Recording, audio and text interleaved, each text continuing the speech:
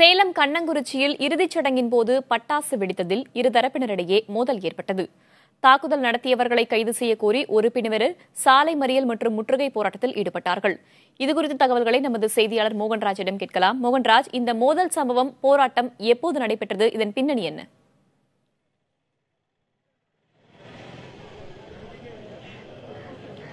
வேதவழி சற்று நேரத்துக்கு முன்புதான் இந்த போராட்டம் நடைபெற்றது.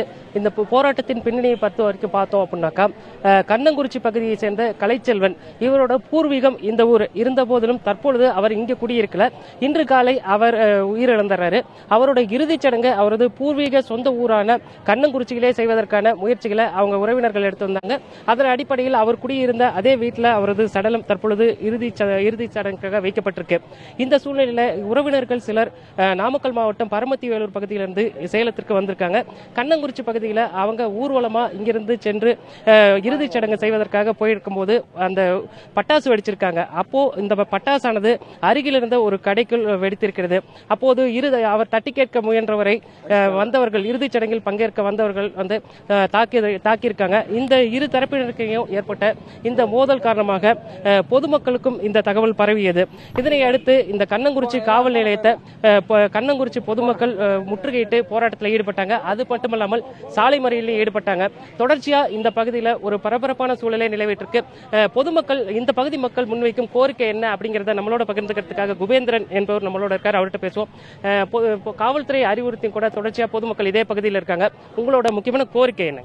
ஒன்னும் இல்லைங்க, அவங்க யார் அடிச்சாங்களோ அவங்கள கைது செய்யணும் நாங்க இருக்கிறோம், அவ்வளவுதான். வேற ஒண்ணும் இல்ல. காவல்துறையிட்ட நாங்க போட்டி போடல.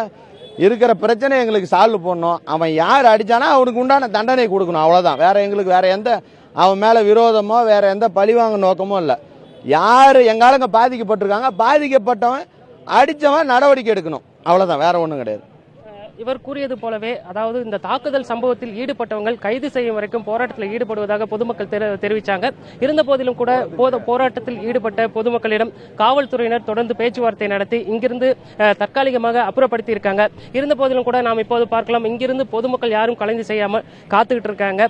காவல்துறையினர் தொடர்ந்து இவங்க அறிவுறுத்தி வராங்க, இங்கிருந்து கலைந்து செல்லுமாறு அறிவுறுத்திக்கிட்டு இருக்காங்க. தொடர்ந்து ஒரு பரபரப்பான சூழ்நிலை நிலவரதுனால காவல்துறை பாதுகாப்பு சற்று பலப்படுத்தப்பட்டிருக்கு. இங்க வேற எதுவும் அசம்பாவிதமும் நடக்காத அளவுக்கு காவல்துறையினரும் தயார் நிலையில இருக்காங்க. வேதவள்ளி.